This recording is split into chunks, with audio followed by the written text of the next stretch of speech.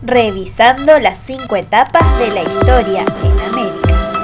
Hola chiquis, ¿cómo andan? Acá está lloviendo bien fuerte, pero eso no nos va a impedir hacer un pequeño repasito por la historia de la humanidad, que es lo que estuvimos estudiando. Primero que nada, vamos a ubicarnos en el espacio. Como ya vimos, hay 5 o 6 continentes, depende de cómo lo veamos, y nosotros estamos estudiando la historia de América.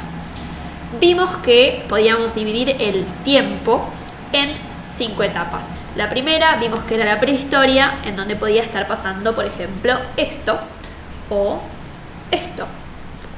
Después estuvimos estudiando la época de los imperios precolombinos o de los imperios Inca, Azteca y Maya, ¿sí? Civilizaciones que tenían impresionantes construcciones y desarrollos tecnológicos. Después de eso estudiamos una tercera etapa que la nombramos colonización española, ¿sí? Llegan desde otro continente, Europa, hasta América, un grupo de españoles que, bueno, van a hacer un par de cosillas. Como por ejemplo cuando llega Pizarro, uno de los españoles, y captura a Atahualpa, uno de los líderes incas. Le dice: si me das todo tu oro, te dejo libre. Atahualpa les da el oro y ellos lo prenden fuego. Lo prenden fuego a Atahualpa, no al oro. Al oro se lo quedan. Y las cosas van a cambiar un montón. Acá vamos a empezar a ver que el mapa de América cambia un montón. Como siempre, cuando hay guerras va a empezar a haber muchas más divisiones en ese mismo territorio por personas que lo quieren gobernar y tener el poder en esa zona. En ese caso, los reyes de España y los reyes de Portugal. Y nos vamos a empezar a concentrar en más al sur del continente, que es donde hoy en día está nuestro país, Argentina.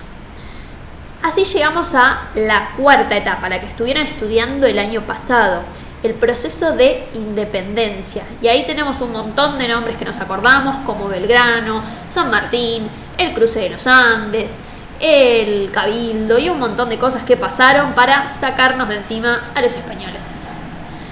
Y acá llegamos a la quinta etapa, esa que estamos estudiando hace un par de semanas, de la que escuchamos algunas cositas como campaña o conquista al desierto, algo de organización o construcción del Estado-Nación. La cuestión es, nos liberamos de los españoles, ¿no? Fue la independencia, chau chau. ¿Y ahora qué? Teníamos que decidir hasta dónde llegaba la frontera, quiénes íbamos a formar parte, cómo se iba a llamar, un montón de cosas y sobre todo, quién iba a estar a cargo. Bueno, vamos a eso. En este videillo vamos a ver 50 años de historia argentina, que sea lo más leve posible. Bueno, vamos a hacer un poquito de memoria de quiénes son las personas que quedaron acá en estas tierras en esa época.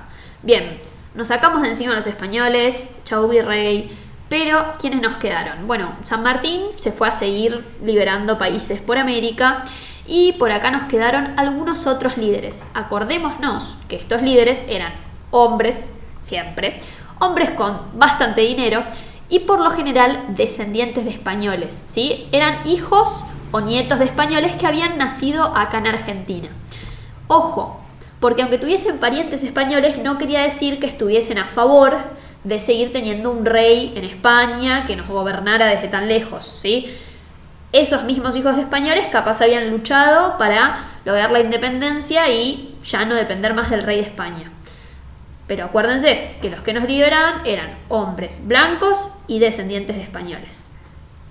Además de esos líderes, bueno, teníamos toda la sociedad colonial, todas las personas que vivían en estas tierras. Teníamos esclavos que venían de África, teníamos pueblos originarios que siguen estando, ahora vamos a ver cómo convivían con todas estas personas, pero que había un grupo de personas que eran los gauchos que vivían en las provincias que hasta ese momento no opinaban mucho sobre lo que pasaba con la política y con la plata de todo lo que se iba juntando, ¿no? De cómo se organizaban estas tierras. Pero durante las guerras de independencia habían participado Entonces como que de repente podían empezar a opinar, tenían voz, y sus líderes eran los caudillos, eran personas que los representaban, ¿no? Que los ayudaban, que estaban en el día a día y que los lideraban. Como ya dijimos, se fueron los españoles, ese ya no es nuestro problema, pero tenemos muchísimos otros problemas, como por ejemplo, intentamos empezar a ponernos de acuerdo en cómo gobernarnos.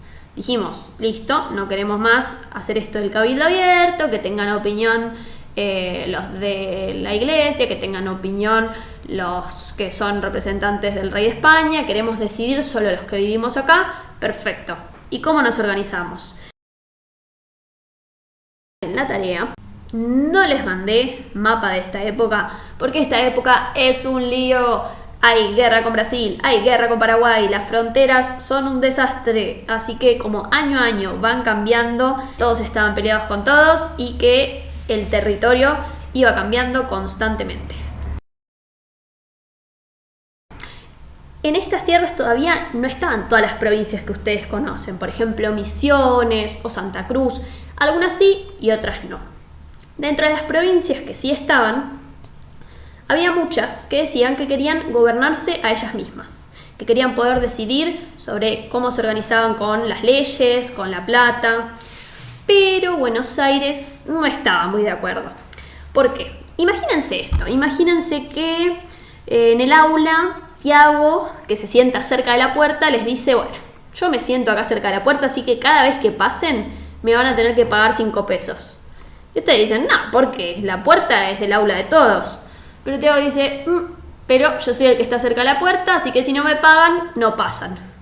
Bueno, esto era más o menos lo que pasaba en Buenos Aires. Buenos Aires tenía un puerto, que es de donde salen los barcos, y es por donde se comerciaba, se vendían todas las cosas con otros países. Buenos Aires decía, bueno, si entra y sale por acá, la platita me la quedo yo, les cobro un peaje. Y las provincias decían, no, queremos poder vender libremente. Y ahí se armó, se picó y se armaron dos bandos. Un bando se llamó los unitarios y el otro los federales. Y hubo muchísimos años de guerras que no vamos a estudiar ahora.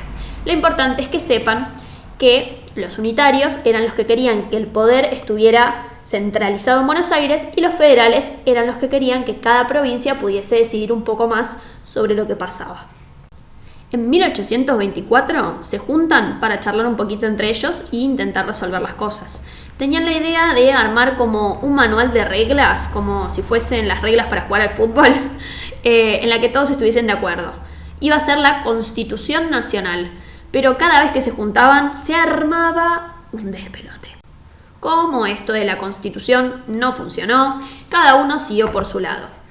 Un caudillo muy famoso llamado Rosas consiguió ir juntando algunas de las provincias que más o menos pensaban parecido. Él era federal y también logró tener bajo su control a Buenos Aires. Por casi 30 años él estuvo a cargo de todo, pero apareció otro líder, como suele pasar, que se llamaba Urquiza y ahí se armó un despiole de vuelta, batalla, que terminó en la Constitución Nacional, que acuérdense que es como este manual de reglas, son como la primera ley, la que decide cómo va a funcionar toda la Argentina, en 1853.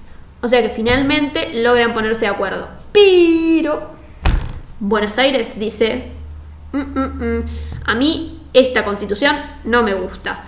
Entonces se separaron.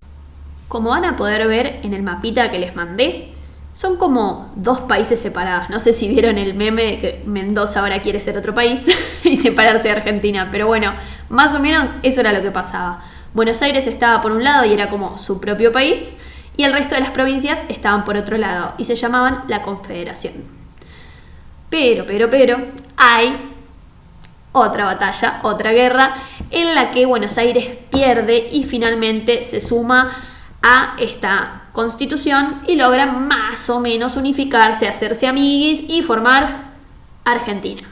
Ojo, todavía no se llama así y todavía no es como ustedes se lo imaginan, faltan provincias, pero eso lo vamos a ver en otra clase.